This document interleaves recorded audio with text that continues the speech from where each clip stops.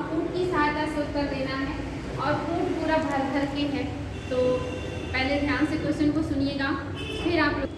तो चलिए क्वेश्चन है आपके लिए। पहला क्वेश्चन है, भारत में निम्नलिखित में से किन्हें कृषि में सार्वजनिक निवेश माना जा सकता है? कौन कौन सा है इसमें जो कृषि में सार्वजनिक निवेश माना जाएगा? निवेश तो जानते हैं ना, इन्वेस्ट करना, जिससे हमें कुछ फायदा आने वाला है, उसी को निवेश कहते हैं। तो कौन कौन सा है जो सरकार का निवेश है कृषि में? पहला, सभी फसलों के कृषि उत्पाद के लिए न्यूनतम समर्थन मूल्य निर्धारित करना, क्या ये निवेश है? दूसरा, प्राथमिक कृषि साख समितियों का कंप्यूटरीकरण, जो साख समितियां हैं उनका कंप्यूटरीकरण कर देना, ये है ना, इसमें सरकार निवेश कर रही है। दूसरा, सामाजिक पूंजी का विकास। तीसरा, कृषकों को निःशुल्क बिजली की आपूर्ति। बिजली की आपूर्ति में निवेश, निःशुल्क बिजली की आपूर्ति। निःशुल्क आएगा बंद। नेक्स्ट, बैंकिंग प्रणाली द्वारा कृषि ऋण की माफी। ये सब इसके बाद सरकारों द्वारा शीतागार सुविधाओं को स्थापित करना, ये है जिससे फायदा हो वो निवेश, और जो यूं ही दे दिया जाए वो निवेश नहीं होता, उससे आय कोई इनकम नहीं हो रहा। जिससे इनकम ना हो वो निवेश नहीं है। पैसा तो हर जगह लगाते हैं आप, लेकिन जहाँ से इनकम हो वो निवेश, जहाँ से इनकम ना हो वो व्यय। तो बताएं आप क्या क्या होगा इसमें? आपके फुट मैंने आपको बता दिए हैं, आपको ऑप्शन की सहायता से उत्तर देना है। क्या क्या होगा आपका? 2 होगा ना, 2 होगा, ठीक है। चलिए आपके हिसाब से 2 होगा। और तो 6 आपका 6 भी है, 6 भी है, ठीक। और मैं आपका 1-2 ऑप्शन ऐसा है जिसमें 6 नहीं है, तो वो मैं गलत तो हट गया, आप 50-50 पे आ गए। तो एक में है आपका सी ऑप्शन, जिसमें है 2, 3, 6, ये सही है। हाँ, और डी में सही है। तो सभी तो सही नहीं है, तो आप सभी को पता। आसान था ना, आईएएस के क्वेश्चन आसान था। देखिए क्या क्या सही इन्होंने माना। दूसरा माना, प्राथमिक कृषि साख समितियों का कंप्यूटरीकरण, इससे फायदा होगा ना, कंप्यूटरीकरण करेंगे तो फायदा होगा, पैसा लगाया तो फायदा हुआ, यानी कि निवेश। तीसरा है इन्होंने कहा सामाजिक पूंजी का विकास, यानी कि जब सामाजिक पूंजी का विकास करेंगे तो फायदा होगा ना। और तीसरा है आपका, मतलब छठा है, सरकारों द्वारा शीतागार सुविधाओं का विकास, यानी कि अगर शीतगृह भंडारण की व्यवस्था करेंगे तो उससे सरकार को इनकम होगा ना, उसमें जो भी जमा करेगा अपने खाद्यान्नों को, उससे फायदा होगा, खाद्यान्नों का संरक्षण होगा, उनकी मूल्य वृद्धि होने पर उन्हें बेच के फायदा होगा। तो ये निवेश है। लेकिन ये कहिए कि कृषकों को निःशुल्क बिजली देना, तो उससे सरकार को कोई फायदा नहीं है, ये तो पैसे का व्यय हो गया। बैंकिंग प्रणाली द्वारा कृषि ऋण माफ कर देना, ये भी क्या हो गया? व्यय हो गया। तो ये सब नहीं होगा। और पहला था सभी फसलों के लिए कृषि उत्पादों के लिए न्यूनतम समर्थन मूल्य निर्धारित करना, इससे सरकार को नुकसान होता है ना, क्योंकि उसे उतना मूल्य देना ही पड़ता। अगर वो सस्ता है मार्केट में तब भी वो उतना मूल्य देगी, क्योंकि उसने गारंटी दिया। हमेशा फायदा नहीं होता, इसलिए आपका नहीं होगा। दिमाग लगा के बनाइएगा। अगला भी आपका आईएएस 2020 का क्वेश्चन है और उत्तर फूट की सहायता से देना है। हाल के बीते दिनों में निम्नलिखित में से कौन से कारक या कौन सी नीतियां भारत में चावल के मूल्य को प्रभावित कर रही हैं? हाल के वर्षों में सरकार की कौन कौन सी नीतियां हैं जिसकी वजह से जो चावल की मूल्य है उसकी मूल्य को प्रभावित कर रही है? कौन कौन सी नीतियां हैं जिससे चावल का मूल्य प्रभावित हो सकता है? पहला ऑप्शन, न्यूनतम समर्थन मूल्य। क्या न्यूनतम समर्थन मूल्य से चावल की कीमत प्रभावित होती है? दूसरा, सरकार द्वारा व्यापार करना, अगर सरकार उसका व्यापार कर रही है तो क्या मूल्य से प्रभावित होगा? तीसरा, सरकार द्वारा भंडारण करना, अगर सरकार उसका भंडारण कर रही है तो क्या उससे मूल्य प्रभावित होगा? और चौथा, उपभोक्ता सहायती, क्या जो उपभोक्ता को सरकार सब्सिडी दे रही है उससे भी मूल्य प्रभावित होता है? हाँ, जो सरकार सब्सिडी देती है वस्तु और सेवाओं पर, क्या उससे वस्तु और सेवाओं की कीमतें घटती बढ़ती हैं, मूल्य प्रभावित होता है? सब्सिडी ज़्यादा देते हैं तो उत्पादन भी लगाते हैं। हाँ देखिए, आप पहले में है, पहले ऑप्शन में पहला, दूसरा, चौथा, और आपके हिसाब से तीसरा भी सही है, ये तो हो नहीं सकता। दूसरे में पहला, तीसरा, चौथा, आपके हिसाब से दूसरा भी सही है, ये हो नहीं सकता। सी में है केवल दूसरा तीसरा, आपके हिसाब से पहला भी सही है, तो ये तो हो नहीं सकता, यानी कि सभी सही है। बात समझ में आए? तो अगर आप ऑप्शन को एलिमिनेट करते हैं, अगर आप किसी ऑप्शन को लेके श्योर हैं और आप एलिमिनेट करते हैं ना, तो बहुत आसानी से आईएएस के क्वेश्चन सॉल्व हो जाते हैं। बस उस समय दिमाग लगाने की जरूरत है। अगला क्वेश्चन भी आईएएस 2020 में आया है, आपको बताना है, और ये क्वेश्चन भी थोड़ा टेक्निकल है। किसान क्रेडिट कार्ड योजना के बारे में किन किन उद्देश्यों के लिए कृषकों को अल्पकालिक ऋण समर्थन उपलब्ध कराया जाता है? ऐसे कौन कौन से उद्देश्य हैं जिसके लिए किसानों को अल्पकालिक ऋण दिया जाता है? अल्पकालिक ऋण पढ़ चुके हैं, मध्यकालिक पढ़ चुके हैं और दीर्घकालिक। तो कौन कौन से काम के लिए अल्पकालिक ऋण दिया जाएगा? पहला ऑप्शन फार्म परिसंपत्तियों के रख रखाव हेतु कार्यशील पूंजी के लिए। दूसरा कंबाइन कटाई मशीनों और ट्रैक्टर तथा मिनी ट्रकों के क्रय के लिए। तीसरा फार्म परिवारों के उपभोग आवश्यकताओं के लिए। चौथा फसल कटाई के बाद के खर्चे के लिए। पांचवा परिवार के लिए घर निर्माण तथा गांव में शीतागार सुविधा की स्थापना करना। बहुत आसान है। चौथा तो मैम सही है। 1 3 4 1 3 4 चलो चौथा तो मैम सही है। सही है एकदम। 1 3 4 चौथा तो सही है। अब देखिए आपके हिसाब से चौथा सही है, ए में चौथा नहीं है, तो वो तो हट गया। अब इसके में आप बताएं इनमें से कौन सा है जो सही नहीं है, जिससे आप 100% श्योर हैं?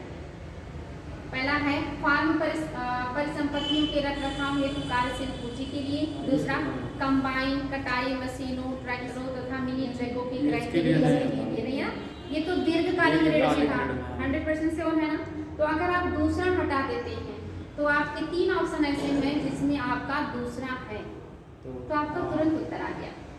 आईएएस 2020 का क्वेश्चन सिर्फ एक ऑप्शन एलिमिनेट करने से आपको उत्तर मिल गया, आगे आपको देखना ही नहीं, क्योंकि आप श्योर है तो दीर्घकाल में आता है। अभी कल ही पढ़ा आप लोगों ने, और आपने ये ऑप्शन हटा दिया, तो ये 3 ऑप्शन में है सही सही, तो एक ही ऑप्शन बचा वही आपका सही है। और इसमें क्या क्या है? इसमें आपका पहला, तीसरा और चौथा। ओके वेरी गुड, बहुत अच्छा। नेक्स्ट क्वेश्चन है आप लोगों का,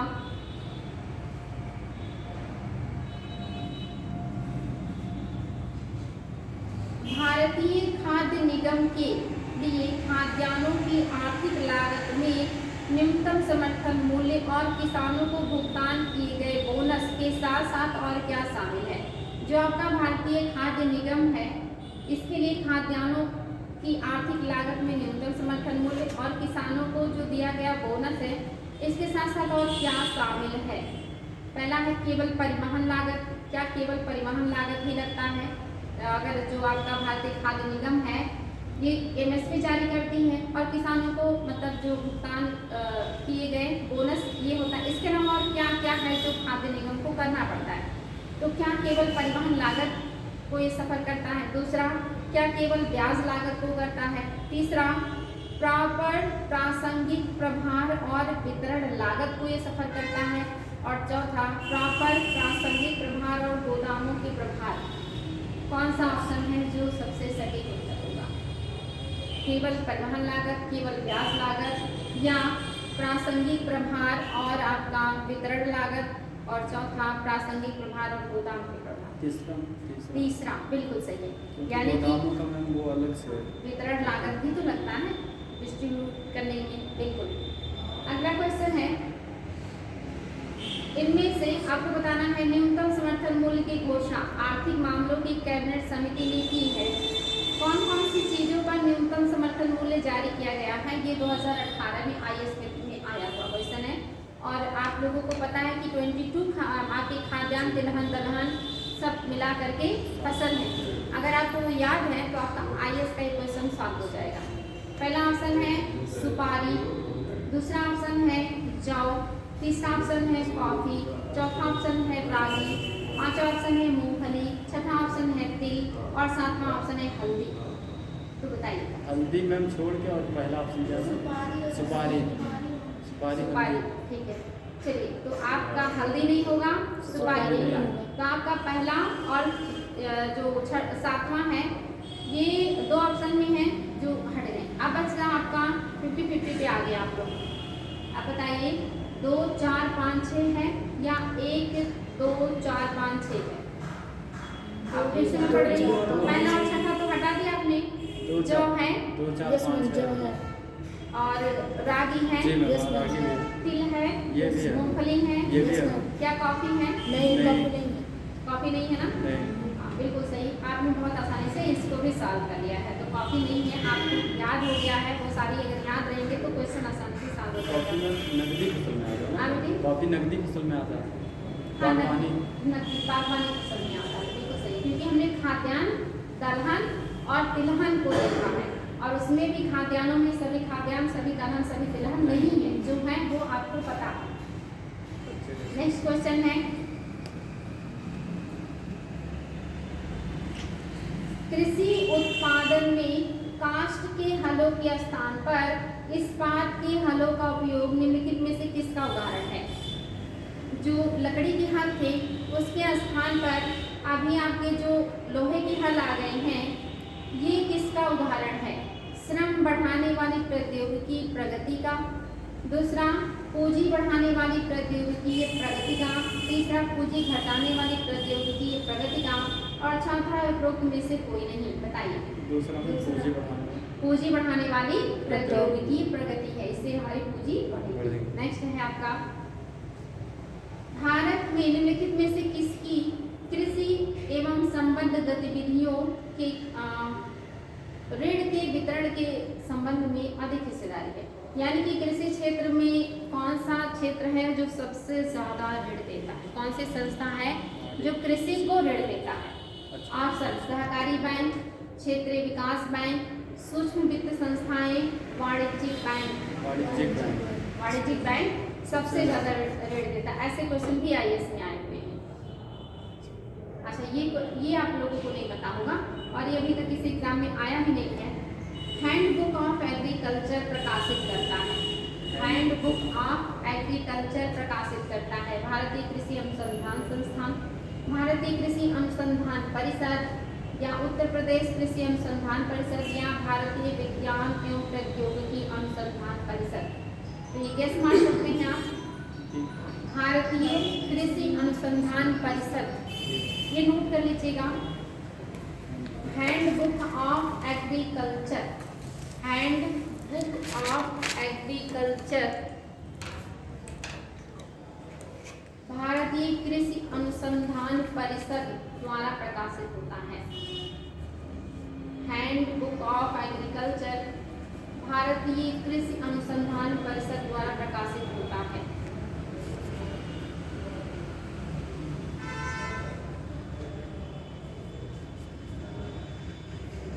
रीडिंग कीजिए। नया चैप्टर है आपका सार्वजनिक वितरण प्रणाली एवं buffer stock, public distribution system and buffer stock.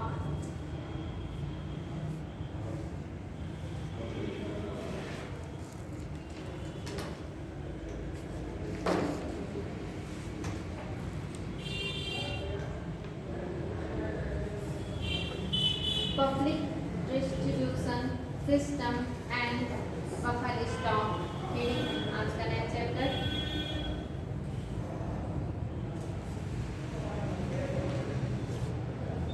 इसमें नोट कीजिएगा, सार्वजनिक वितरण प्रणाली खाद्य एवं सार्वजनिक वितरण विभाग, सार्वजनिक वितरण प्रणाली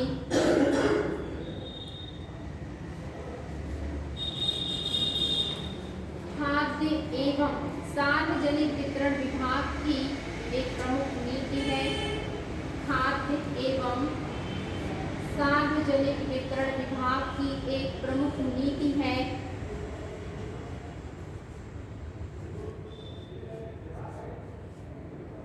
इसका नीतिगत उद्देश्य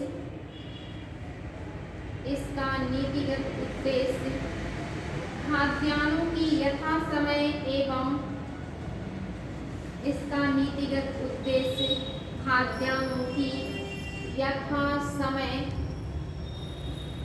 एवं कार्यकुशल खरीद के माध्यम से यथा समय एवं कार्यकुशल खरीद के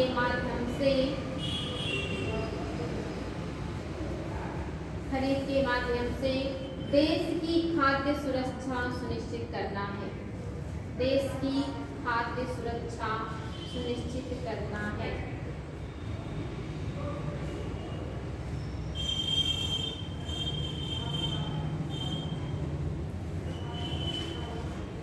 पैराग्राफ चेंज कीजिएगा। वर्तमान में सार्वजनिक वितरण प्रणाली देश में, वर्तमान में सार्वजनिक वितरण प्रणाली देश में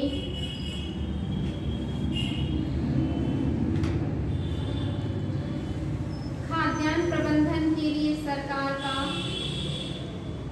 खाद्यान्न प्रबंधन के लिए सरकार का प्रमुख नीतिगत उपकरण बन गई है।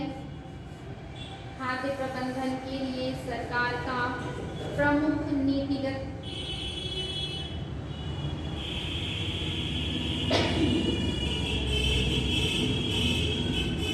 उपकरण बन गई है। हाईलाइट कीजिएगा।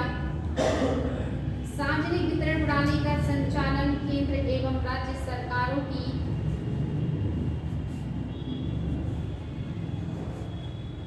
पीडीएस का संचालन केंद्र एवं राज्य सरकारों की संयुक्त जिम्मेदारी है।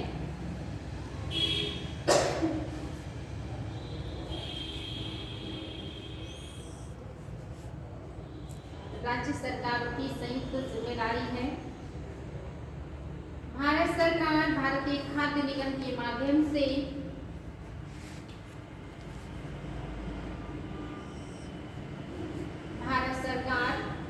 भारतीय खाद्य निगम के माध्यम से अनाज की प्राप्ति,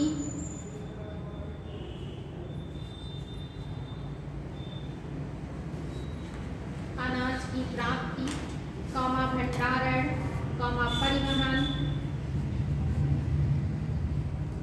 अनाज की प्राप्ति, भंडारण, परिवहन तथा राज्य सरकारों को थोक आवंटन करती है।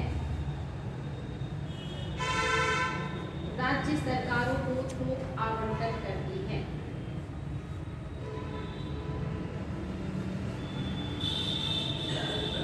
राज्य के अंदर वितरण,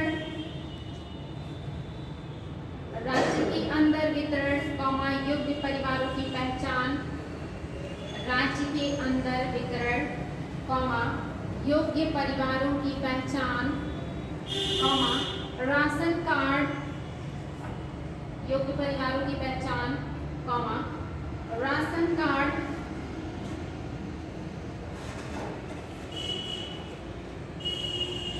जारी करना तथा उचित मूल्य की दुकानों के कार्यकरण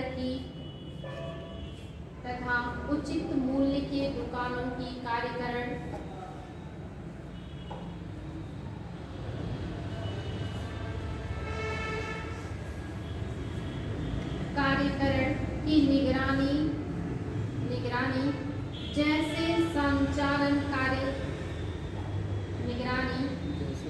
संचालन कार्य राज्य सरकारों के उत्तरदायित्व हैं। जैसे कार्य संचालन राज्य सरकारों के उत्तरदायित्व हैं। यानी आपका जो पब्लिक डिस्ट्रीब्यूशन सिस्टम है पीडीएस, ये कौन चलाता है? केंद्र और राज्य दोनों सरकारों की संयुक्त परियोजना है।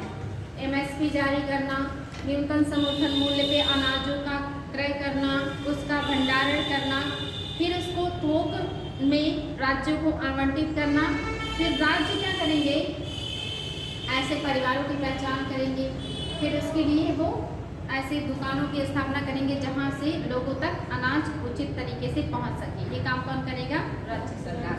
लेकिन अनाज देता कौन है? उनको केंद्र सरकार देती है, ताकि जो जरूरतमंद लोग हैं जिनके पास उचित भोजन की उपलब्धता नहीं है या भोजन उनके पास पर्याप्त नहीं होते हैं, ऐसे लोगों तक भोजन पहुंचाने के लिए केंद्र सरकार राज्य सरकारों की मदद लेती है और इस काम को पूरा करती है। आगे देख लीजिएगा, सार्वजनिक वितरण प्रणाली के उद्देश्य।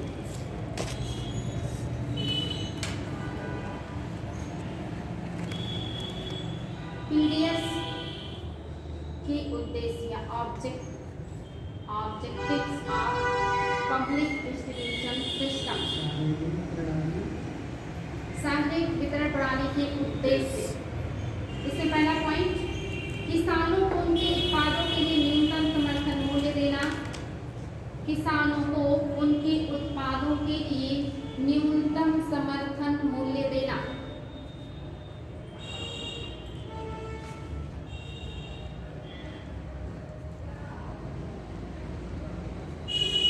नेक्स्ट पॉइंट, समाज के कमजोर वर्ग को उचित मूल्य पर खाद्यान्न, समाज के कमजोर वर्ग को उचित मूल्य पर खाद्यान्न एवं अन्य वस्तुएं उपलब्ध कराना, समाज के कमजोर वर्ग को खाद्यान्न उचित मूल्य पर खाद्यान्न एवं अन्य आवश्यक वस्तुएं उपलब्ध कराना।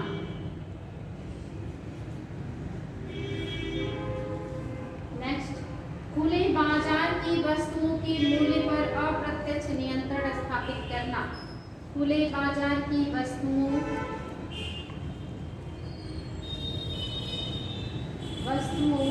के मूल्य पर अप्रत्यक्ष नियंत्रण स्थापित करना, खुले बाजार की वस्तुओं पर खुले बाजार की वस्तुओं के मूल्य पर अप्रत्यक्ष नियंत्रण स्थापित करना।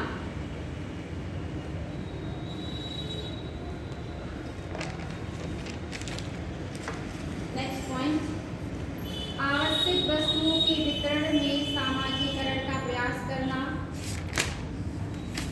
आवश्यक वस्तुओं के वितरण में सामाजिकरण का विकास करना, सामाजिकरण का प्रयास करना, आवश्यक वस्तुओं के वितरण में सामाजिकरण का प्रयास करना। नेक्स्ट पॉइंट, खाद्यान्नों का आवश्यक स्टॉक बनाए रखना, खाद्यान्नों का आवश्यक स्टॉक बनाए रखना।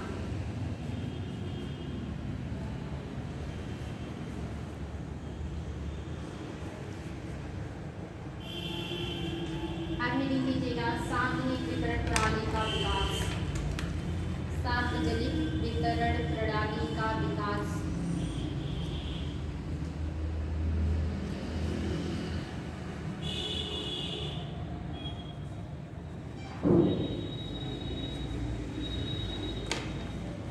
इसमें नोट कीजिएगा, भारत में पीडीएस की शुरुआत अंग्रेज शासकों द्वारा, भारत में पीडीएस की शुरुआत अंग्रेज शासकों द्वारा द्वितीय विश्व युद्ध के समय, भारत में पीडीएस की शुरुआत अंग्रेज शासकों द्वारा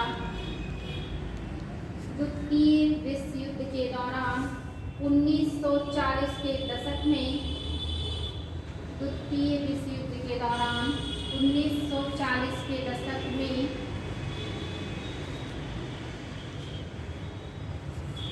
बंगाल में पड़े अकाल के बाद, बंगाल में पड़े अकाल के बाद राशन व्यवस्था के रूप में की गई थी, बंगाल में पड़े अकाल के बाद राशन व्यवस्था के रूप में की गई थी। इसी राशन व्यवस्था को आगे चलकर, इसी राशन व्यवस्था को आगे चलकर पीडीएस में बदल दिया गया, आगे चलकर पीडीएस के रूप में बदल दिया गया। पीडीएस मतलब समझ रहे हैं ना, सार्वजनिक वितरण प्रणाली के रूप में बदल दिया गया। पीडीएस ने देश में खाद्यान्न सुरक्षा सुनिश्चित करने, पीडीएस ने देश में खाद्यान्न सुरक्षा सुनिश्चित करने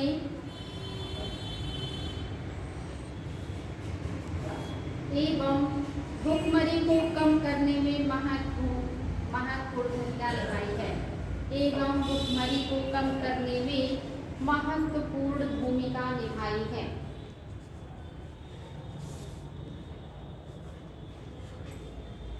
महत्वपूर्ण भूमिका निभाई है।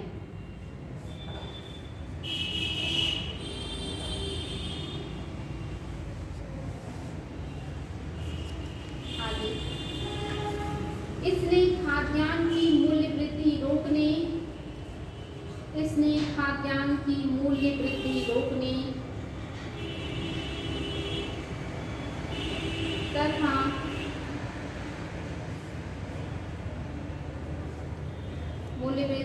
तथा देश के शहरी क्षेत्रों के उपभोक्ताओं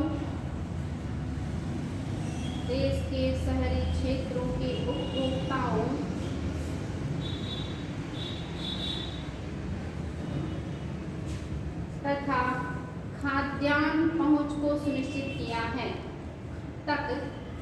उपभोक्ताओं तक खाद्यान्न पहुंच को सुनिश्चित किया है।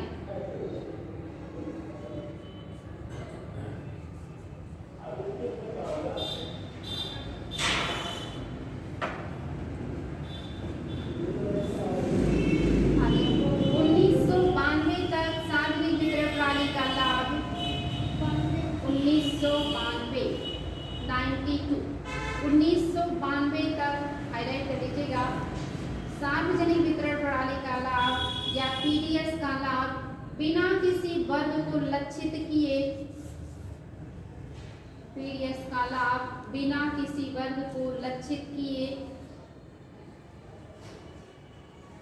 सभी उपभोक्ताओं को प्राप्त होता था।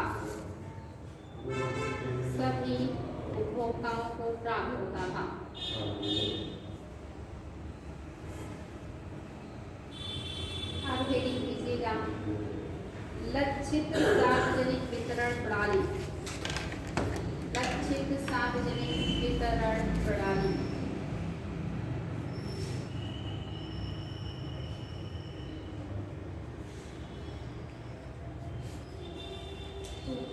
वितरण प्रणाली के उद्देश्य क्या है सार्वजनिक वितरण प्रणाली, कब शुरू किया गया, और ये सब चीजें समझ में आ रही है? कोई दिक्कत हो रहा है किसी को? सार्वजनिक वितरण प्रणाली का मतलब समझ रहे हैं ना, कि सरकार के द्वारा जो अनाजों का, खाद्यान्नों का क्रय करके जरूरतमंदों तक पहुंचाने का काम किया जाता है, वही है आपका पीडीएस सिस्टम या सार्वजनिक वितरण प्रणाली। और इसका उद्देश्य क्या क्या है वो मैंने आपको बताया, बहुत गूढ़ उद्देश्य है इसका। अगर उद्देश्य कभी पूछ ले तो कोड की सहायता से आप इसका उत्तर दे सकते हैं कि क्या क्या वस्तुओं का मूल्य निर्धारित रहे हमेशा। ऐसा ना हो कि किसी साल उत्पादन बहुत ज़्यादा हो गया तो वस्तुओं का मूल्य गिर जाए। ऐसा ना हो किसी साल वस्तु बहुत कम उत्पादित हुए, मतलब जो खाद्यान्न है बहुत कम उत्पादित हुए तो उनका मूल्य बढ़ जाए।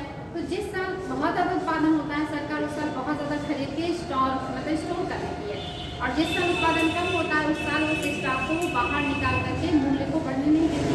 यानी कि उत्पादन ज़्यादा हुआ तो खरीद लेती है ताकि उत्पादन का मूल्य घटे ना, और उत्पादन जब कम होता है तो उसी स्टॉक से बाहर निकालती है ताकि मूल्य बढ़े ना। तो मूल्य की उतार चढ़ाव को रोक रही है ना, कंट्रोल कर रही है। साथ ही गरीब जो लोग जनता है जिनके पास बजट की उपलब्धता नहीं है या खेत नहीं है, उनको अनाज बिल्कुल न्यूनतम मूल्य पर उपलब्ध कराती है। इसके अलावा आप देख रहे हैं बहुत सारे उद्देश्य हैं आपके पीडीएस के। और पीडीएस शुरू कब किया गया? 1940 के दशक में अंग्रेजों के द्वारा, जब आपने देखा कि भारत में अकाल पड़ा था बहुत भीषण विश्व युद्ध के दौरान, और यही आगे चल करके आपका पीडीएस सिस्टम के नाम से जाना गया। 1990 तक सरकार बिना किसी को लक्षित किए हर किसी को दे रही थी अनाज फ्री में, अनाज के लिए बहुत कम पैसे में अनाज दे रही थी। लेकिन 1992 के बाद जब जनसंख्या बढ़ती गई और कुछ लोग स्थिति में सुधार आ गई तो सरकार ने फिर ऐसे लोगों को लक्ष्य बनाया जो वाकई में इसके योग्य हैं या जिन्हें वास्तव में इसकी ज़रूरत है या जिन्हें ये चीज़ें फ़ायदे मिलने चाहिए। तो यहाँ पे सरकार ने क्या किया, ऐसे परिवारों को ढूंढना शुरू किया कि जो इसके योग्य हैं या जिन्हें मिलना चाहिए, जो जिनके पास इनकम है उनको सरकार हटाएगी इस सिस्टम से। बात समझ में आए? हेडिंग कीजिए, आपने हेडिंग कर लिया है? हाँ ठीक है, नोट कीजिएगा इसमें। खाद्य सब्सिडी के बढ़ते हुए भार को कम करने के उद्देश्य से, खाद्य सब्सिडी के बढ़ते हुए भार को कम करने के उद्देश्य से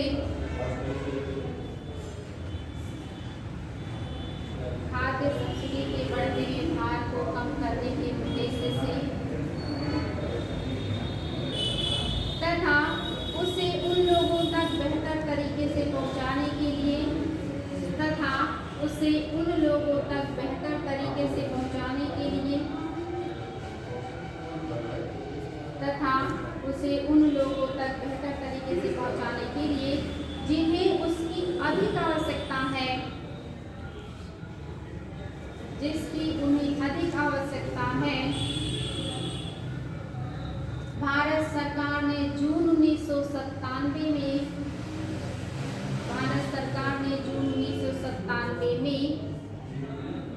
लक्षित सार्वजनिक वितरण प्रणाली जून 1997 में लक्षित सार्वजनिक वितरण प्रणाली लागू की।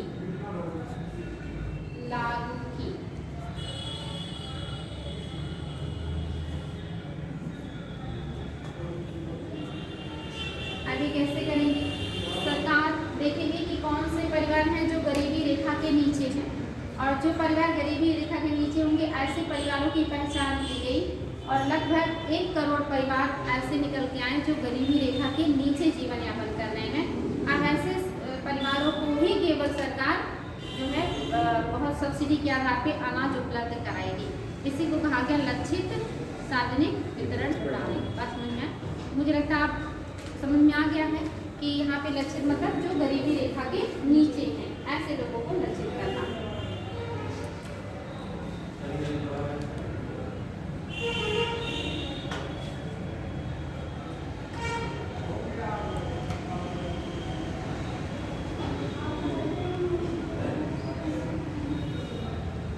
बाकी इसमें दिया है कि जो आपका राशन कार्ड योजना है ये क्या है, इससे क्या फायदा, इसके क्या फायदे, क्या नुकसान, ये सारी चीज़ें इसमें देख लेते हैं क्या क्या इसमें।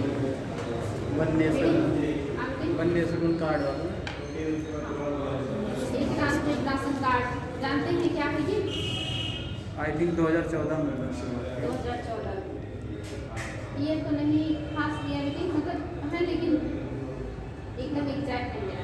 हेडिंग कीजिएगा खाद्य और सार्वजनिक वितरण विभाग। खाद्य एवं सार्वजनिक वितरण विभाग। खाद्य और सार्वजनिक वितरण विभाग।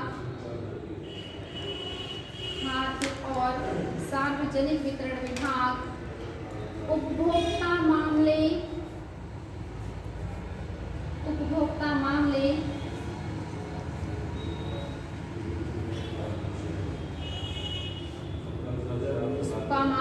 खाद्य और सार्वजनिक वितरण मंत्रालय के अंतर्गत, खाद्य एवं सार्वजनिक वितरण मंत्रालय के अंतर्गत कार्यरत है।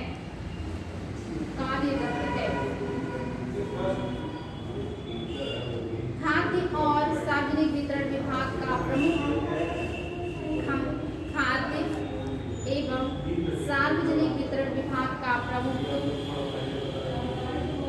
नीतिगत उद्देश्य खाद्यान्नों की यथासंभव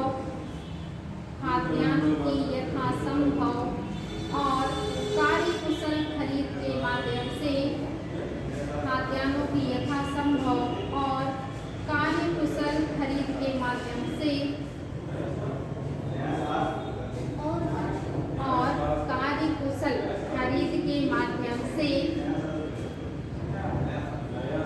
देश में खाद्य सुरक्षा सुनिश्चित करना है।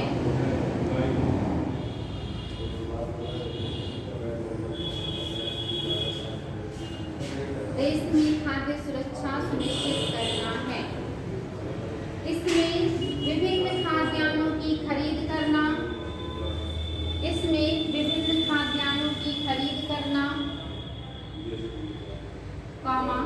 खाद्यान्नों का स्टॉक रखना, विभिन्न खाद्यान्नों की खरीद करना, खाद्यान्नों का स्टॉक रखना और उसका रख रखाव करना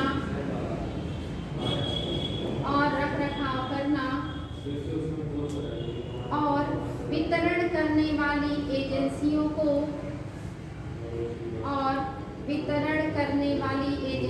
को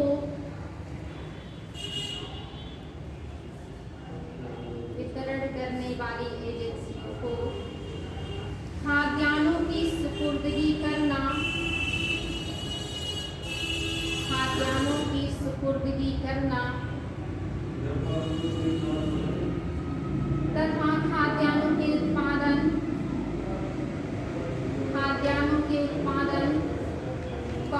स्टॉक एवं मूल्य स्तरों की निगरानी करना शामिल है।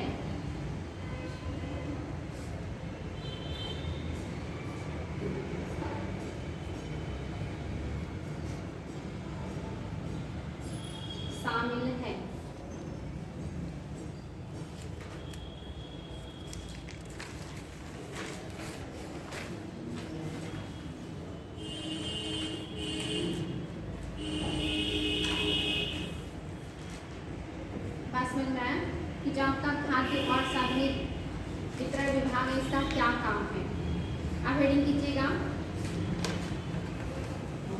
और अगर आप चाहते हैं तो आपको इसका उद्देश्य वगैरह भी लिखवा सकते हैं कि क्यों ऐसा कर रहा है। आप कर लीजिए हेडिंग। विजन में देश के नागरिकों के लिए खाद्य सुरक्षा सुनिश्चित करना। विजन क्या है इनका? विजन देश के नागरिकों के लिए खाद्य सुरक्षा सुनिश्चित करना। देश के नागरिकों के लिए खाद्य सुरक्षा सुनिश्चित करना। नेक्स्ट हेडिंग मिशन में है पहला पॉइंट एमएसपी पर खाद्यान्नों की कार्यकुशल खरीद। एमएसपी पर नेक्स्ट पॉइंट एमएसपी पर खाद्यान्नों की कार्यकुशल खरीद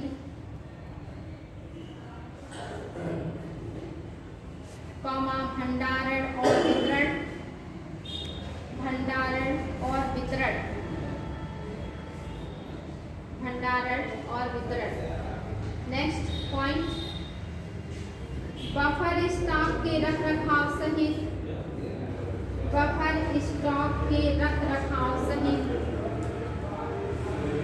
समुचित नीतिगत साधनों के माध्यम से बफर स्टॉक के रखरखाव सहित समुचित नीतिगत साधनों के माध्यम से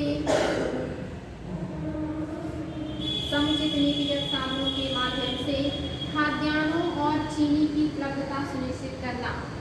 खाद्यान्नों और चीनी की उपलब्धता सुनिश्चित करना। नेक्स्ट सार्वजनिक वितरण प्रणाली के माध्यम से या पीडीएस के माध्यम से विशेष रूप से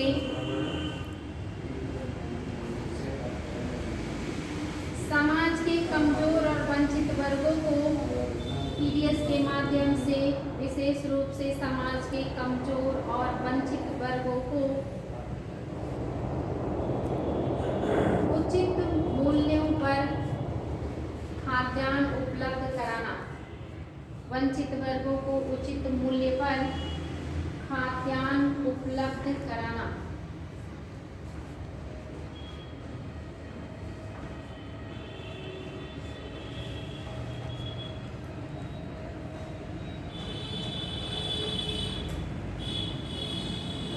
अब देखिए उद्देश्य क्या क्या है इनके, उद्देश्य में लिख लीजिएगा। नेक्स्ट हेडिंग उद्देश्य, ये सारा आप लोगों को पढ़ के आना है, मैं बोलूंगी नहीं। मिशन क्या है, उद्देश्य क्या है, सारी उद्देश्य गेहूं, चावल और मोटे अनाज की कार्यकुशल खरीद के माध्यम से गेहूं, चावल एवं मोटे अनाज की कार्यकुशल खरीद के माध्यम से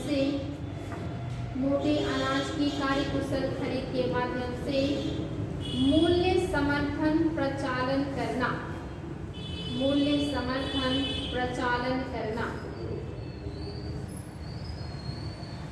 नेक्स्ट पॉइंट मूल्य प्रचालन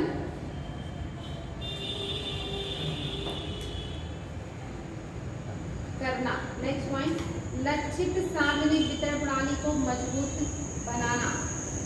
लक्षित सार्वजनिक वितरण प्रणाली को मजबूत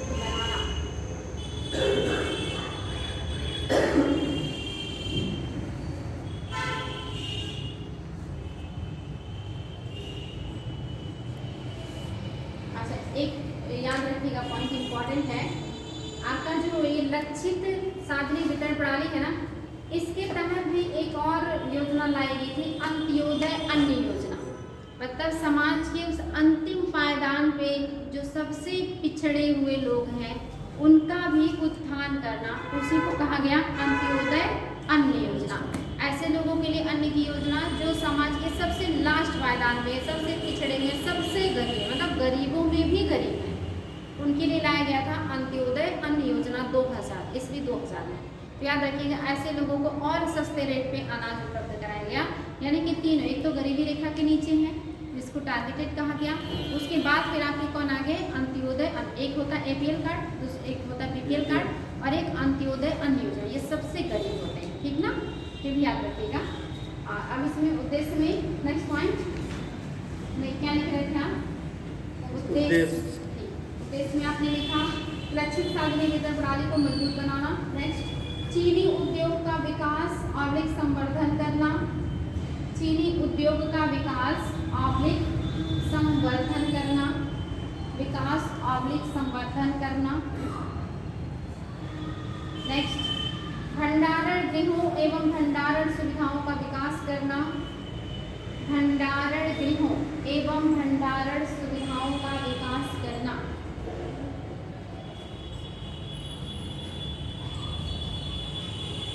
नेक्स्ट, सार्वजनिक वितरण प्रणाली में सुधार करना, PDS में सुधार करना।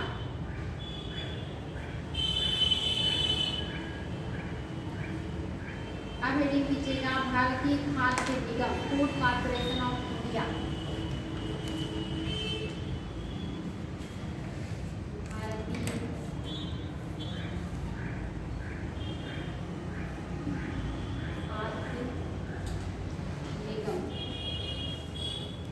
कॉर्पोरेशन ऑफ इंडिया,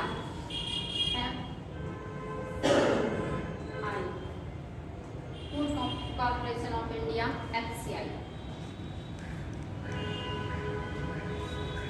इसमें वो कीजिएगा,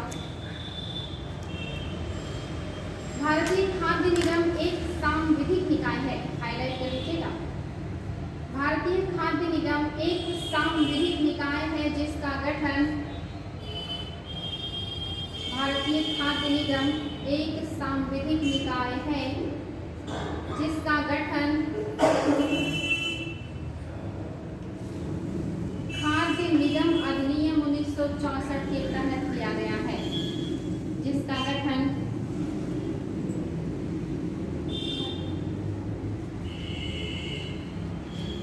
खाद्य निगम अधिनियम 1964 के तहत किया गया है।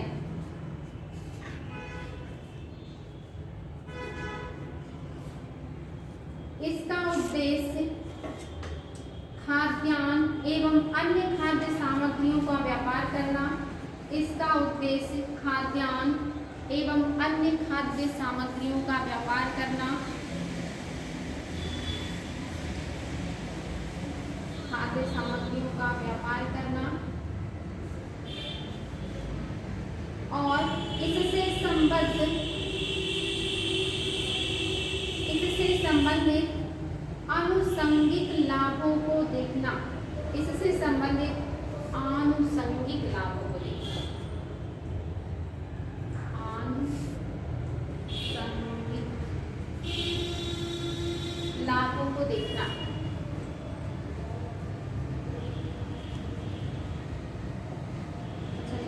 कार्यों को देखना, लाभ करने वाले आनुषंगिक कार्यों को देखना। आगे, भारतीय खाद्य निगम उपभोक्ता मामले, भारतीय खाद्य निगम उपभोक्ता मामले, हाईलाइट कर लीजिएगा, उपभोक्ता मामले, खाद्य और सार्वजनिक वितरण मंत्रालय, खाद्य एवं सार्वजनिक वितरण मंत्रालय,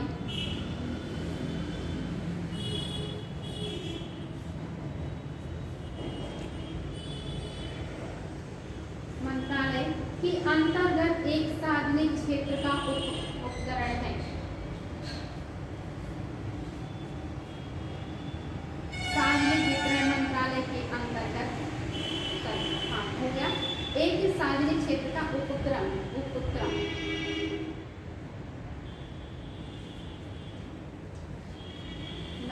सा उपक्रम है, सार्वजनिक क्षेत्र समझ रहे हैं ना, यानी कि सरकार द्वारा ये बनाया गया एक कैसा निकाय है, सांविधिक निकाय। सांविधिक मतलब समझते हैं, जी मैम।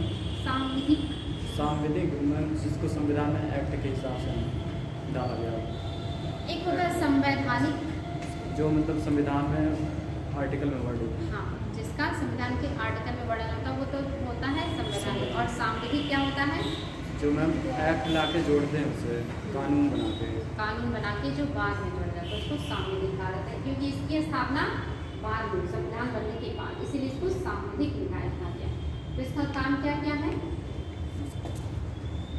इसका उद्देश्य में खाद्यान्न को और खाद्य अन्य सामग्रियों का व्यापार करना, इससे संबंधित आनुषांगिक कार्यों को देखना। हाँ, आनुषंगिक मतलब समझ रहे हैं, ऐसे काम जो स्वतः से भी होते रहते हैं, जैसे उतार चढ़ाव कंपनियों के उत्पादन में अधिकता कभी कमी, ये जो एक स्वतः की प्रोसेस होगा उसी को कहा जाता है। उपभोक्ता और खाद्य किसके साथ ये काम कर रहे हैं, भारतीय खाद्य निगम, उपभोक्ता मामले और खाद्य एवं सार्वजनिक वितरण मंत्रालय के अंतर्गत एक क्या है, ये सार्वजनिक क्षेत्र का उपक्रम है। कहते हैं कि इसके अधीन ये काम कर रहा है या किसके अधीन ये उपक्रम है, ये भी पता होना चाहिए, क्योंकि आयोग कहीं से भी क्वेश्चन पूछ सकता है। अब हेडिंग कीजिएगा उद्देश्य। अब इसमें लिखा है तो बहुत सारी बातें हैं, वही स्टेप बाय स्टेप वही सारी चीज़ें हैं, लगभग मिलता जुलता ही सबका काम है। उद्देश्य यार काफ़ी इंपॉर्टेंट है। उद्देश्य में पहला पॉइंट, किसानों के हितों को सुरक्षित रखने के लिए प्रभावी मूल्य समर्थन। किसानों के हितों को सुरक्षित रखने के लिए प्रभावी मूल्य समर्थन। किसानों के हितों को सुरक्षित रखने के लिए प्रभावी मूल्य समर्थन। नेक्स्ट पॉइंट, सार्वजनिक वितरण प्रणाली के तहत या पीडीएस के तहत देश भर में खाद्यान्नों का वितरण।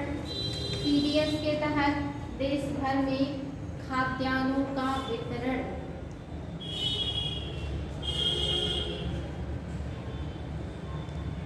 खाद्यान्नों का वितरण। नेक्स्ट, राष्ट्रीय खाद्य सुरक्षा को सुनिश्चित करने के लिए, राष्ट्रीय खाद्य सुरक्षा को सुनिश्चित करने के लिए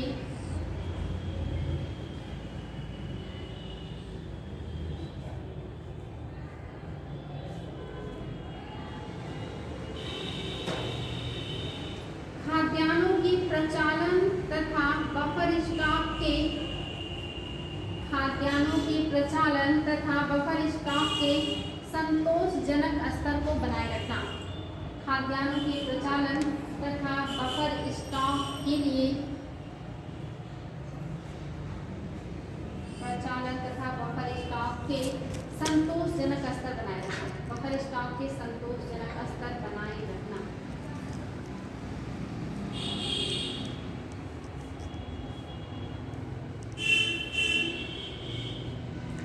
क्या क्या काम है एफसीआई के, पहला काम किसानों को उनके उत्पाद का उचित मूल्य मिले। दूसरा काम वितरण प्रणाली, देश भर में खाद्यान्नों का वितरण, यानी कि खाद्यान्नों का वितरण हो, साथ ही जो स्टॉक है खाद्यान्नों का वो भी बना रहे, क्योंकि आप सभी को पता है अगर खाद्यान्नों का स्टॉक नहीं रहेगा तो समस्या होगी। पहले समस्या, अगर उत्पादन बहुत ज़्यादा हो रहा और उसको खरीदा नहीं गया तो फिर उसका मूल्य घटेगा, और अगर उत्पादन बहुत कम हो रहा है और ऐसे में स्टॉक से नहीं निकाला गया अनाज तो मूल्य बहुत तेजी से बढ़ेगा। साथ ही हमें ऐसे बहुत सारे ज़रूरतमंद हमारे यहाँ जनसंख्या है जो गरीबी रेखा के नीचे है या अंत्योदय अन्न योजना के तहत जिनको लाभ पहुँचाया जाता है, ये सब लोगों को अनाज कहाँ से देंगे, इसी बफर स्टॉक से ही देंगे। इसलिए हमारे ये बफर स्टॉक बहुत महत्वपूर्ण है। इसमें देखिए बहुत सारे काम कर रहे हैं, समितियाँ हैं, आयोग हैं, इन सबको याद रखना आप लोगों को। नेक्स्ट हेडिंग कीजिएगा, एक राष्ट्र एक राशन कार्ड योजना। One nation one ration card, one nation one ration card या एक राष्ट्र एक राशन कार्ड योजना। एक राष्ट्र एक राशन कार्ड योजना के आरंभ होने पर, एक राष्ट्र एक राशन कार्ड योजना के आरंभ होने पर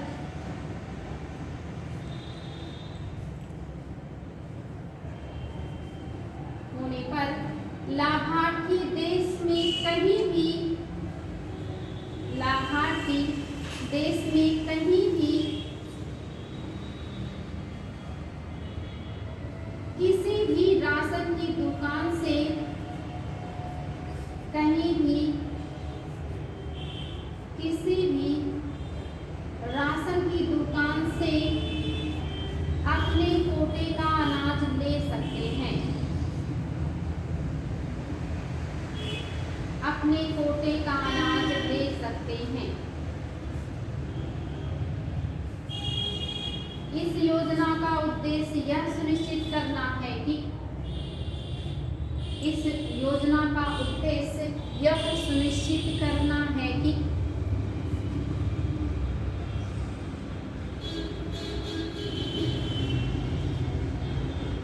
कोई भी गरीब व्यक्ति सब्सिडी आधारित खाद्यान्नों से वंचित ना रहे।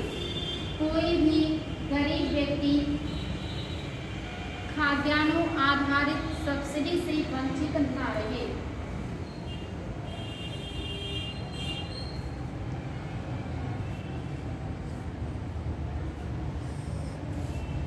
वंचित ना रहे। पैराग्राफ चेंज कीजिएगा। पीडीएस का एकीकृत प्रबंधन योजना के तहत सार्वजनिक वितरण प्रणाली का एकीकृत प्रबंधन योजना के तहत एकीकृत प्रबंधन योजना के तहत जो वर्ष 2018-19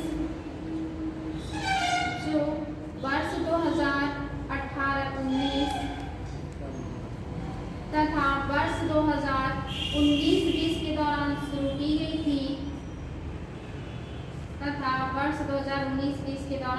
की गई थी एक राष्ट्र एक राशन कार्ड प्रणाली शुरू की गई है। एक राष्ट्र एक राशन कार्ड प्रणाली शुरू की गई है।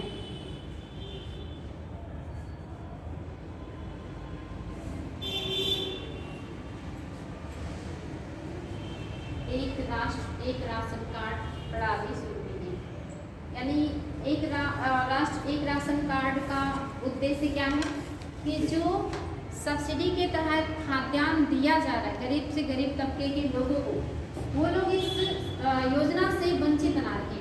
वो अपने एक राशन कार्ड के माध्यम से दुनिया के मतलब इंडिया के किसी भी कोने में कहीं भी अगर है तो अपने कोटे का जो अनाज है वो प्राप्त कर सकते हैं। ऐसा नहीं है कि वो अगर किसी स्टेट के जिले विशेष का व्यक्ति है तो भारत के दूसरे राज्यों में जाकर के उस राशन कार्ड का इस्तेमाल नहीं कर सकता। वो अब कहीं भी रहेगा उस राशन कार्ड का इस्तेमाल करके जितना उस कोटे के तहत उसको अनाज मिलना चाहिए उसको प्राप्त कर सकता है। उद्देश्य मात्र इतना है कि हर गरीब व्यक्ति को जो राशन कार्ड का उपयोग करके अनाज प्राप्त करता है उसे वो अनाज मिले। इसी को आसान करने के लिए सरकार लेकर के आई थी one nation one ration card. Heading कीजिएगा बफर स्टॉक। बफर स्टॉक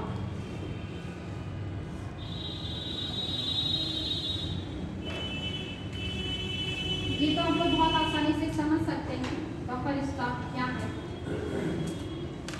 कोई भंडारण की व्यवस्था, यानी कि सरकार जो न्यूनतम समर्थन मूल्य जारी करके खाद्यान्नों को, दलहनों को, तिलहनों को उत्पादन की पहले जारी करके जो खरीदती है उसको वो क्या करती है? भंडारण करवाती है। और इसी को क्या कहते हैं? Buffer stock.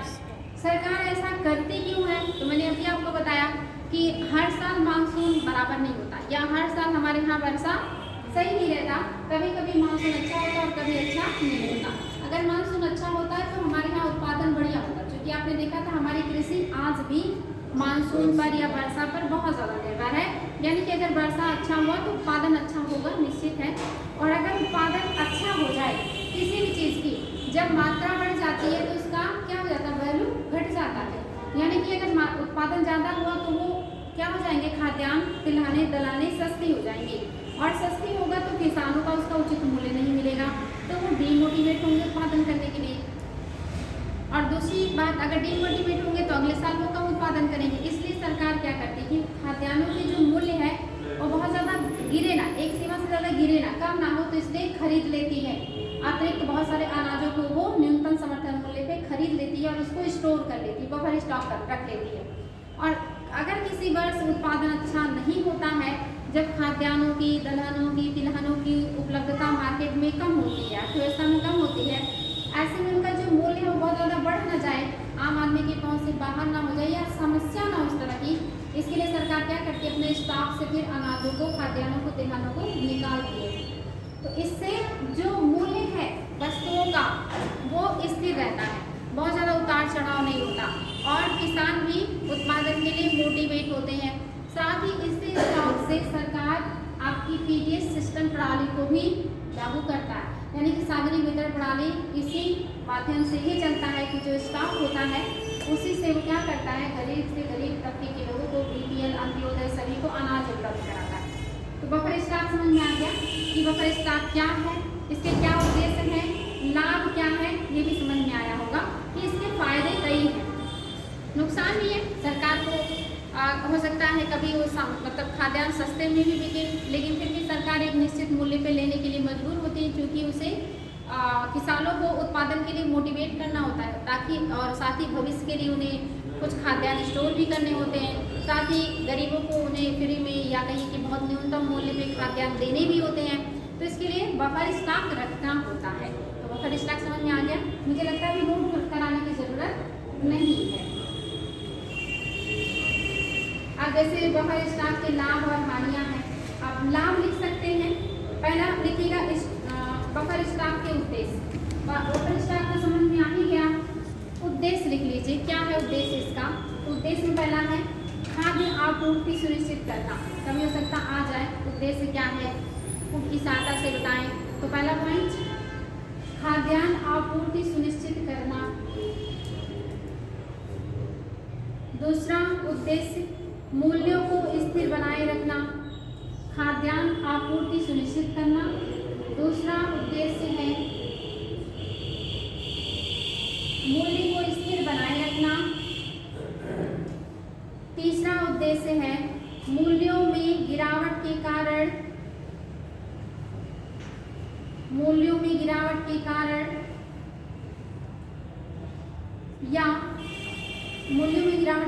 यह किसानों एवं उत्पादकों को व्यापार से बाहर नहीं होने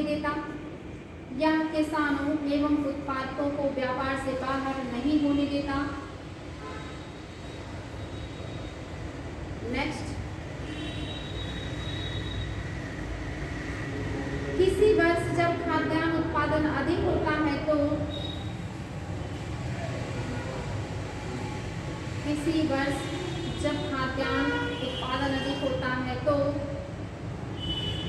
उसे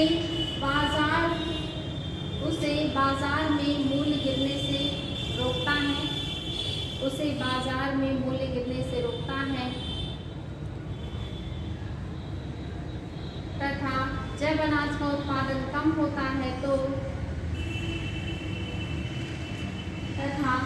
जब बाजार में उत्पादन कम होता है तो या जब उत्पादन कम होता है तो अनाज का उत्पादन कम होता है तो अनाज का मूल्य बढ़ने से रोकता है।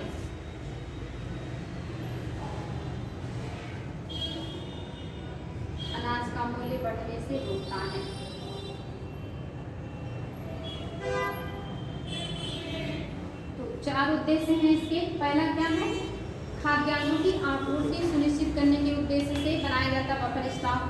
दूसरा क्या है, मूल्य को स्थिर बनाए रखने के लिए भी बफर स्टॉक जरूरी है। तीसरा क्या है, किसानों और उत्पादकों को व्यापार से बाहर होने देने से रोकता है ताकि व्यापार में बने रहे, हतोत्साहित ना हो।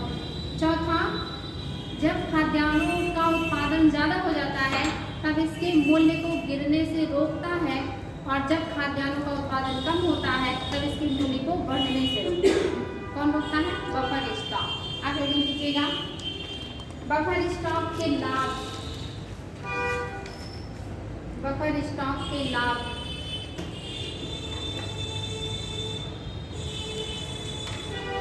पहला पॉइंट, प्राकृतिक आपदाओं एवं खराब फसलों की स्थिति में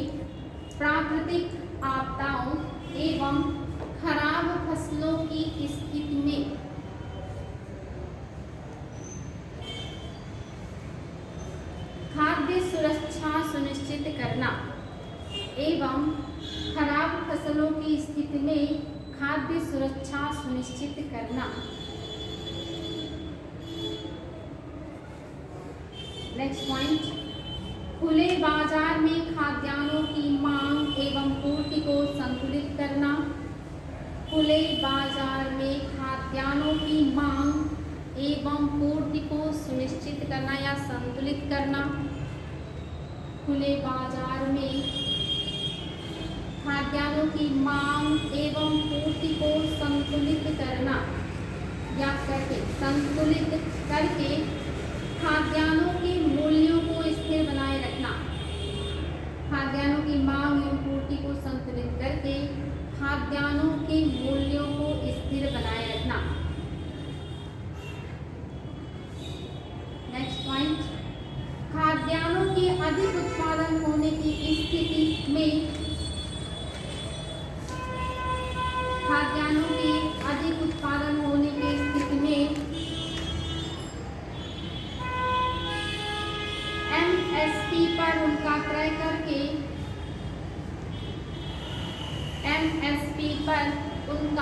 क्रय करके किसानों को उनकी उपज का उचित मूल्य दिलाना। एमएसपी पर क्रय करके किसानों को उनके उत्पादन का उचित मूल्य दिलाना।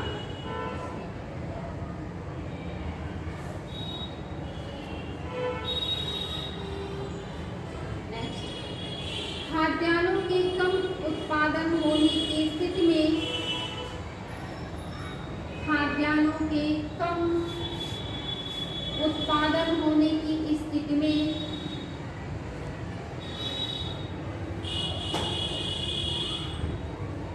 उनका निर्गमन करके या उनका निर्गमन कर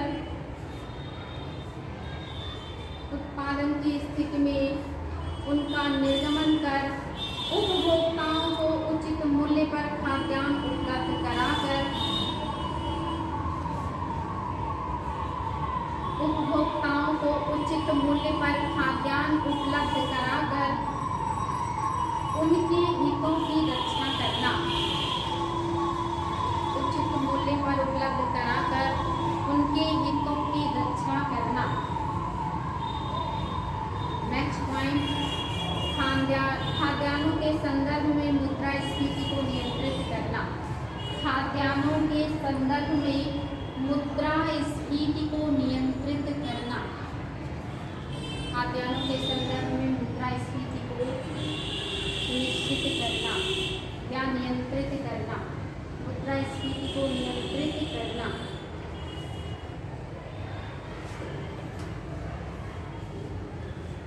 अगला हेडिंग, बफर स्टॉक की हानियां, और ये आज का लास्ट हेडिंग है, बफर स्टॉक की हानियां। इसमें पहला पॉइंट लिखिएगा, बफर स्टॉक की हानियां। तो अभी समझ में आ गया उद्देश्य क्या है, फायदे क्या हैं। लेकिन किसी भी चीज़ के फायदे और हानियां दोनों, फायदे ज़्यादा हो सकते हैं, नुकसान कम हो सकता है, या फायदे और नुकसान दोनों बराबर हो सकते हैं, या फायदे जो है कम, हानियां ज़्यादा हो सकती है, लेकिन होते दोनों पहलू। तो फायदे तो कई हमने गिनाए, लेकिन इसके कुछ नुकसान भी हैं, वो क्या है वो भी जान लीजिए। जैसे पहला पॉइंट, अधिक उत्पादन की स्थिति में सरकार द्वारा एमएसपी पर, अधिक उत्पादन की स्थिति में सरकार द्वारा एमएसपी पर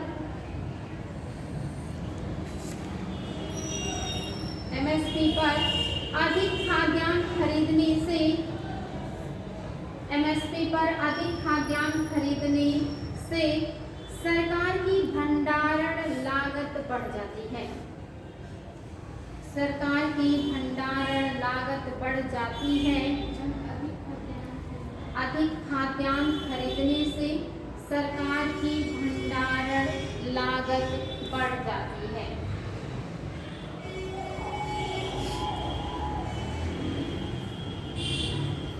एवं रखरखाव के व्यय में भी वृद्धि होती है। एवं रखरखाव के व्यय में भी वृद्धि होती है।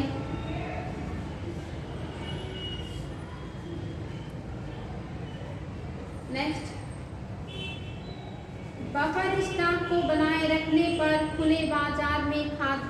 की कमी हो सकती है। बफर स्टॉक को बनाए रखने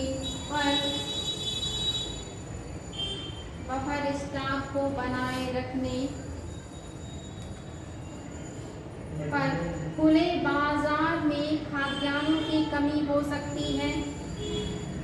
खुले बाजार में खाद्यान्नों की कमी हो सकती है, जिससे वहां खाद्यान्नों की कमी में वृद्धि हो सकती है। कीमतों में, जिससे वहां खाद्यान्नों की कीमतों में वृद्धि हो सकती है, जिससे वहां खाद्यान्नों की कीमतों में वृद्धि हो सकती है। नेक्स्ट पॉइंट, बफर स्टॉक को बनाए रखने के लिए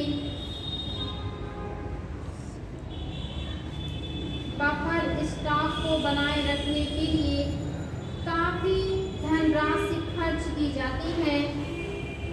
बफर स्टॉक को बनाए रखने के लिए काफी धनराशि खर्च की जाती है।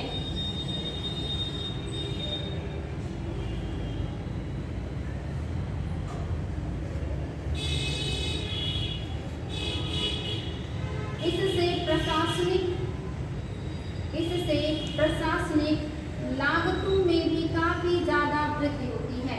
इससे प्रशासनिक लागतों में भी काफी ज्यादा वृद्धि होती है।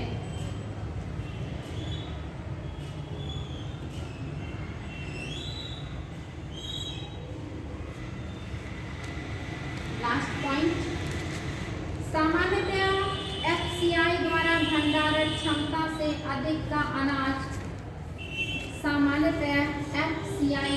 भारतीय खाद्य निगम द्वारा भंडारण क्षमता से अधिक का अनाज क्रय कर लिया जाता है। भंडारण क्षमता से अधिक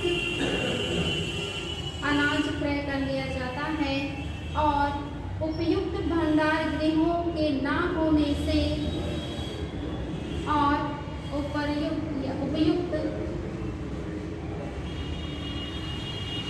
भंडारण सुविधा न होने से, उपयुक्त भंडार गृहों या भंडार गृहों के न होने से खाद्यान्नों की बर्बादी होती है।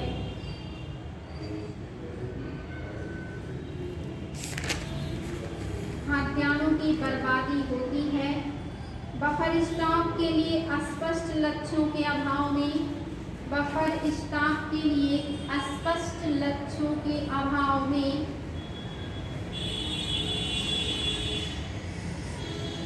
भारतीय खाद्य निगम की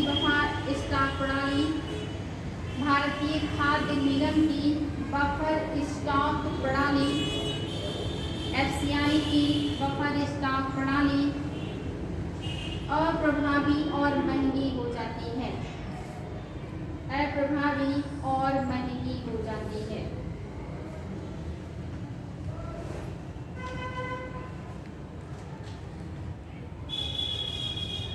तो ये थी आपके बफर स्टॉक की हानियां भी आप देख रहे हैं, कई सारी हैं।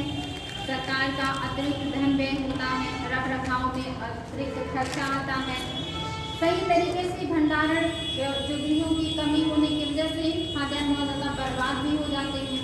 इस तरह की बहुत सारी समस्याएं हैं। अगर खाद्यान्न की आपूर्ति कम हुई मार्केट में तो उसकी मूल्य वृद्धि हो सकती है। वस्तुओं का जब मूल्य बढ़ता है तो मुद्रास्फीति वाली समस्या होती है, तो ऐसी समस्याएं भी हो सकती हैं। बहुत सारे अभी लक्ष्य और नीतियाँ हमारे क्लियर नहीं हैं, तो इससे भी समस्याएं आती हैं। तो बहुत सारी हानियाँ भी हैं इसके। चलिए अब इसके क्वेश्चन है, IAS 2019 में आया है और ये क्वेश्चन आप लोगों का रिपीटेड है। भारतीय खाद्य निगम के लिए खाद्यान्नों की आर्थिक लागत में MSP और किसानों को भुगतान किए गए बोनस के साथ साथ और क्या हुआ है? केवल परिवहन लागत, केवल ब्याज लागत, प्रॉपर प्रासंगिक प्रभाव तथा वितरण लागत, प्रॉपर प्रासंगिक प्रभाव तथा गोदामों के प्रभाव। तीसरा सही है। वितरण लागत, प्रभार लागत, MSP के खरीदना किसानों को बोनस देना, ये सब आता है। नेक्स्ट बताइएगा। अच्छा, पिछले वर्षों में अधिकतम हम लोगों ने किस चीज़ का आयात किया है? मसाले का, ताजे फलों का, दलहनों का या कच्चे तेल का? कच्चे पेट्रोलियम का बताइए। कच्चे पेट्रोलियम का ना, इनमें से कच्चा पेट्रोलियम हमने ज़्यादा किया है।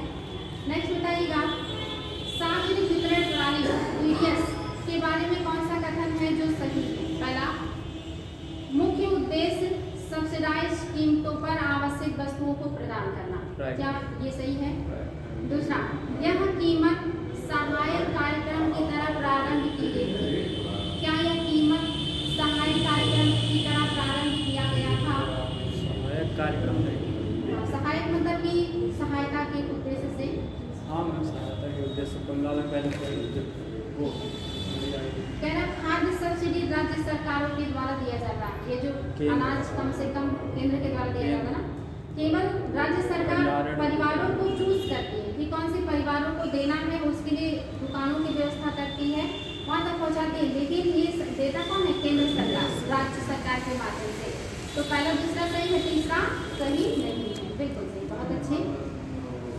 नेक्स्ट है आपको बताना है कि निम्न कथन से हम क्या समझते हैं। कथन है, भारत ने राष्ट्रीय खाद्यान्न सुरक्षा प्राप्त कर ली है। भारत ने राष्ट्रीय खाद्यान्न सुरक्षा प्राप्त कर ली है, परंतु पारिवारिक सुरक्षा नहीं प्राप्त की है। खाद्यान्न को हम इतना उत्पादन कर लेते हैं कि हम अपनी जरूरतें पूरी कर सकते हैं, निर्यात भी कर सकते हैं, लेकिन अभी भी पारिवारिक सुरक्षा हमने प्राप्त नहीं किया। ये कौन से स्टेटमेंट से क्लियर हो रहा है? पहला, प्रत्येक परिवार को अनुपस्थ यानी कि बफर स्टॉक उपलब्ध नहीं है। क्या ऐसा है कि प्रत्येक परिवार को बफर स्टॉक नहीं उपलब्ध है हमारे यहाँ? दूसरा, खाद्यान्न उत्पादन वृद्धि दर्शाता है, परंतु प्रति व्यक्ति उपलब्धता घटी है। क्या उत्पादन तो हो रहा है, लेकिन प्रति व्यक्ति आज भी हम उतना उत्पादन नहीं कर पाते कि सबकी जरूरतें पूरी हो जाए। तीसरा, गरीबी से नीची रेखा में व्यक्तियों की संख्या बढ़ी है। और चौथा, खाद्यान्न स्टॉक पर्याप्त है, परंतु सभी परिवारों को उसे प्राप्त करने की सामर्थ्य नहीं है।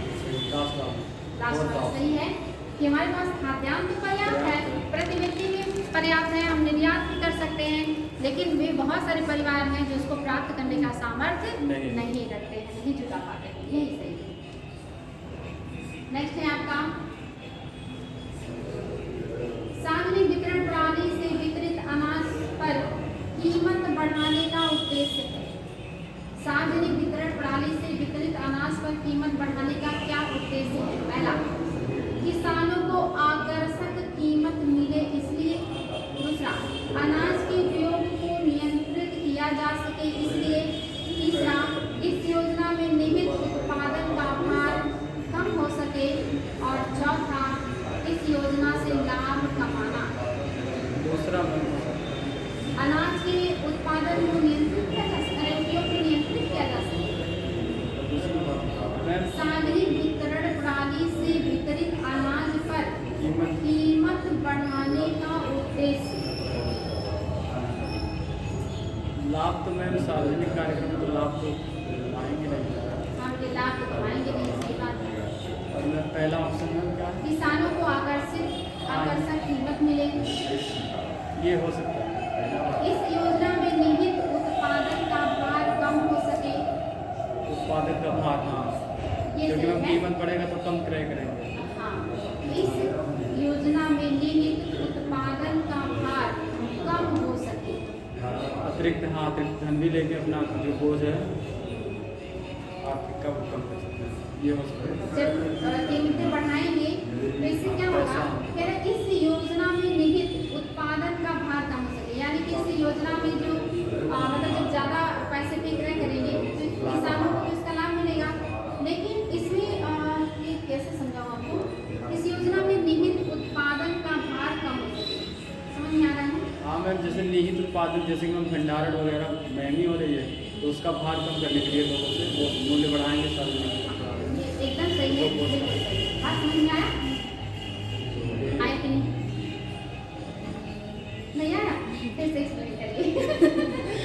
मैम इसमें यही है, उसमें दिया है कि उत्पादन के मतलब स्टेटमेंट में पूरा पूरा में होता है। स्टेटमेंट है मेरे, किस योजना में निहित उत्पादन का भार कम हो सके। निहित उत्पादन विभाग मतलब उत्पादन में जो भार निहित है, जिसके मूल्य में मतलब जैसे भंडार व्यवस्था, परिवहन, ये लागत बढ़ी है तो उसके मतलब सरकार अपने बोझ को कम करने के लिए सार्वजनिक वितरण प्रणाली में मूल्य बढ़ाएगी, तो उससे पैसा लेगी लोगों से, थोड़ा तो उसका भार कम होगा।